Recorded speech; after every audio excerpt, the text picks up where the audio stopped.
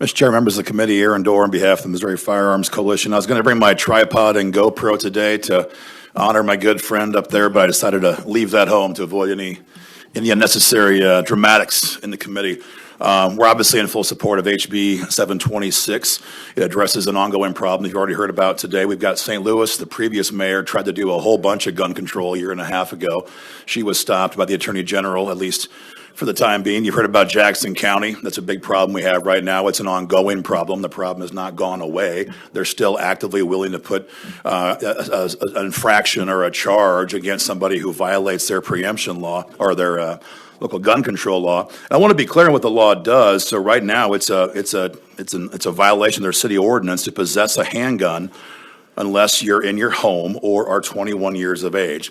And just to be clear on what this means, in Missouri, you can get a concealed handgun permit when you're 19. My son has one, for example. And so current law says 19, you can get a permit. Jackson County says, no, if you do that here, we're going to give you an infraction, fines, whatever, because we're going to pass our own gun control laws that are more restrictive than what the state code has done. The same thing for so-called assault weapons. These are AR-15s. We all know what that pretty much means. You can legally buy one right now in Missouri at the age of 18. My son has one. So you can have one of those, but you can't have it in Jackson County. We can't have a patchwork quilt where the law works in some counties and not in others. And so this bill would clarify the problem that we have right now, which is we've got a code, we've got a law, but there's no teeth to it, there's no penalties. And so these jurisdictions believe they can break the law, and they did so knowingly. As you heard from the bill sponsor, the executive in Jackson County, Frank White, told the county, if we do this, it's illegal, it's unconstitutional, and we're going to get sued. And that's exactly what happened, and they did not care what his advice was. They overrode the veto and put that into place. So this bill would give penalties to the law, which we clearly currently need. I want to address a couple issues that were brought up in previous testimony, a couple of different odds and ends. To the representative who mentioned someone from Florida, you'd be surprised how many gun owners are very careful when they travel and they look into what the laws are in other states because they want to comply with the law. And so there would very likely be gun owners, out-of-state gun owners, who travel through Missouri who know very exactly what the laws are, and all of a sudden their 19 or 20-year-old son or daughter is with them on a trip. They stop for an overnight event in Jackson County. Something happens, and suddenly they're now in violation of this infraction. So I don't think that it's a bridge too far to give standing to anybody who is in the situation, because, again, a lot of gun owners are very aware of the laws in states, not just where they live. There was a question about a grace period as far as letting cities deal with this. First of all, there's not a lot of confusion here. These two jurisdictions know what they're doing. It's not like it's oops, it wasn't on purpose. This bill does not have an emergency clause in it. I believe they'd have plenty of time to be in compliance with state law. There was a conversation about asking taxpayers to pay for this. I mean, sure, taxpayers pay for these jurisdictions if they lose these lawsuits. It wouldn't happen if they would simply follow existing current law. And that's all we're asking them to do, is follow current law. As far as schools go, to your question, Representative, schools are subdivisions in Missouri, but as you probably know, unfortunately, due to state law, you cannot carry a firearm in a school unless you have a special permission from the superintendent.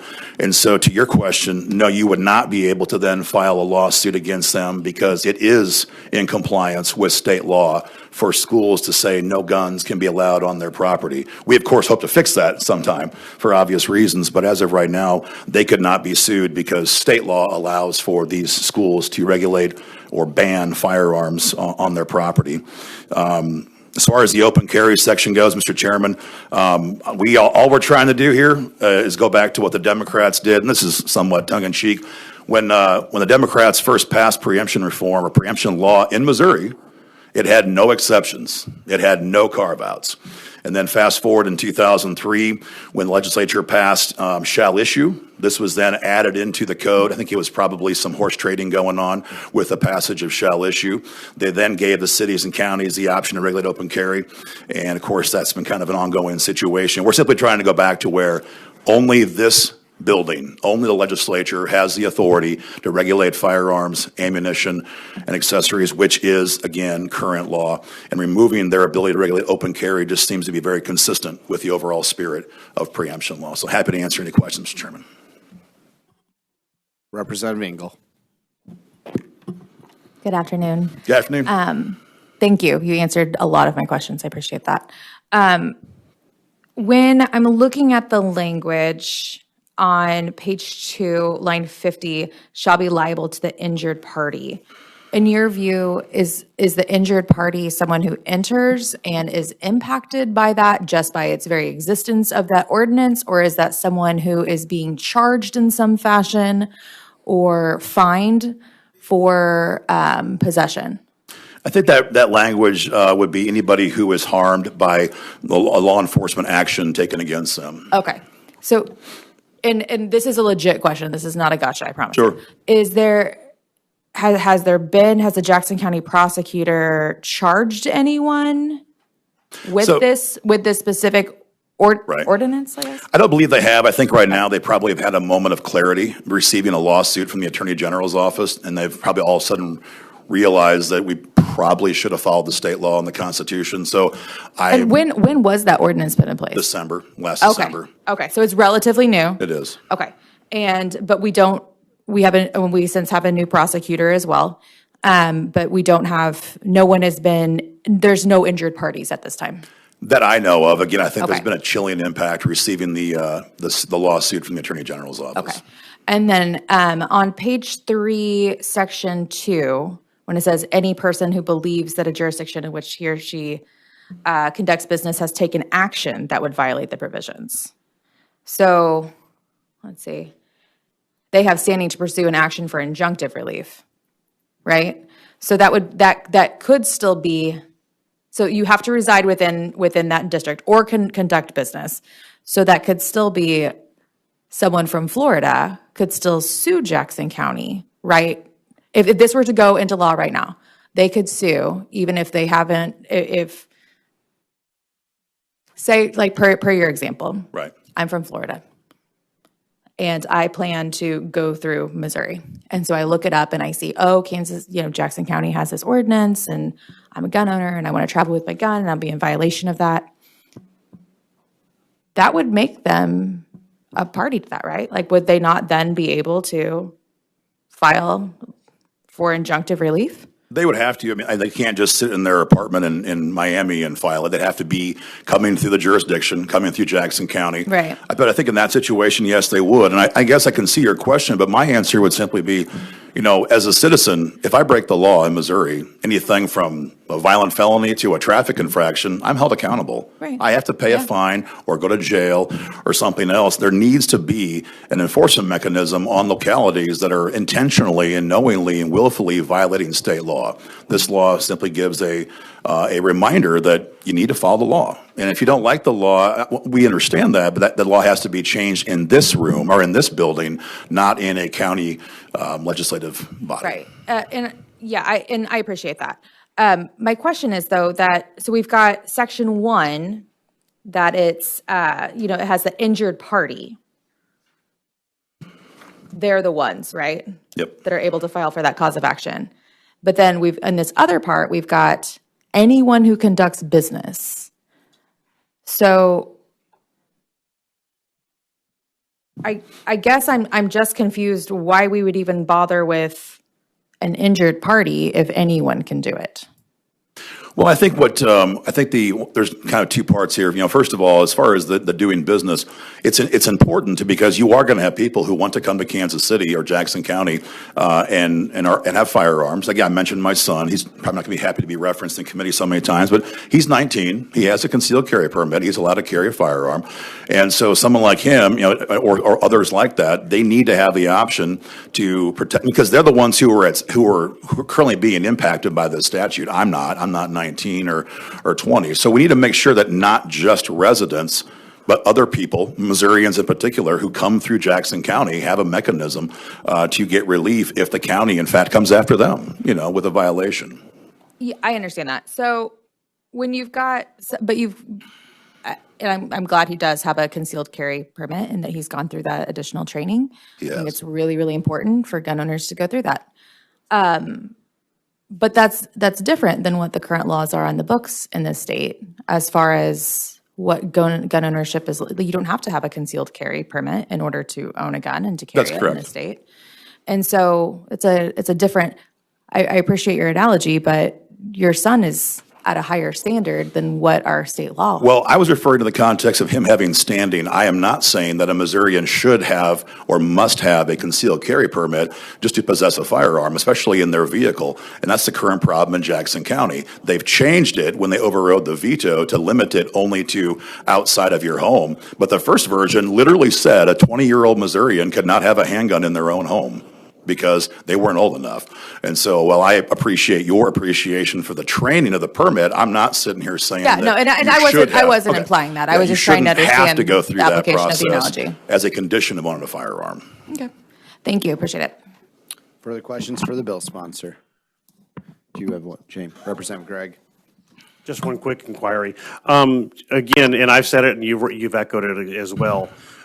If you've got Ozark, that's my town, 20,000 people, you know, that's one thing. Jackson County, 718,560 residents. My county, 94,422 residents. That Floridian getting gas is the least of your worries. It's the residents that live there that you are having, those are, take that times 50,000 ultimately. So would that agree? You agree? I'm not catching the question. I'm sorry. I'm not trying to be. One resident from Florida getting gas. Right. It's the 718,000 residents of Jackson County that are having their rights deprived. Sure. They have the exact same right to that one Floridian. I would think the residents of your own county would be the people that you'd have the more worries about stealing their rights. Yeah, definitely. I mean, we're not limiting this, but we're in favor of anybody being able to have their rights and exercise them anywhere in the state of Missouri. And if they're not allowed to, they should be able to have a lawsuit to deal with that. So therefore, just comply with the state law. Right? Yeah, I think that's the whole point here. This is That's already simple. law. That we already have preemption law. It already precludes all of this. It's code 21.750. It's very clear. They cannot do this. They're choosing to do it anyway, even after their own executive told them not to do it. That's the simple answer. Just follow the law. Thank you. Representative Dean? Thank you, Chair, to comment. Thank you. So I'm still having issue with the subsection 2, and every time that somebody brings it up, it just seems like it expands even farther. So I'm actually glad that Representative Gregg brought up the fact that like the Floridian is not your problem. And so I did a search here from Greene County. So we've got Springfield down there. 304,611 residents in 2023. If this were to be in law today, every single one of those people could then sue if one thing happened. That would cost our county over $15 billion. It would like literally bankrupt our county, our police forces, our EMS, like our libraries, our health departments, everything. It's gone. Mental health services, since we want to talk about like that's the real thing, those are gone too. Like we're not just losing the people that acted incorrectly. Like this isn't just a one salary thing. This is $15 billion that we're talking about. It's actually $15 trillion.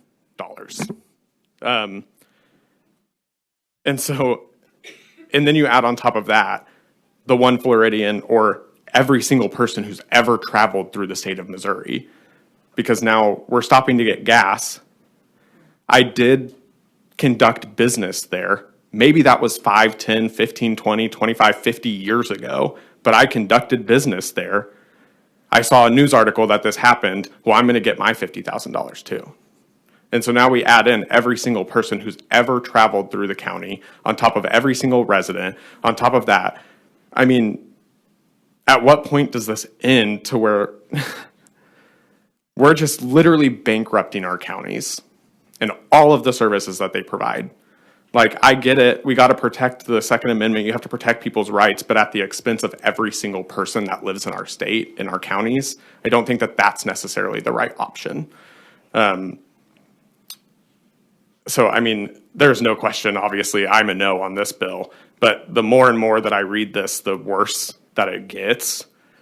And so unless you're like, you want to defund our entire counties and everything like that, I don't know how anybody on this committee could sit here and think that this is a good idea, but thank you, Chair. Got to respond, Mr. Chairman. You may. Again, I think it's very simple. We need to have a mechanism to ensure that government, whether it's state, local, whatever, follows the law.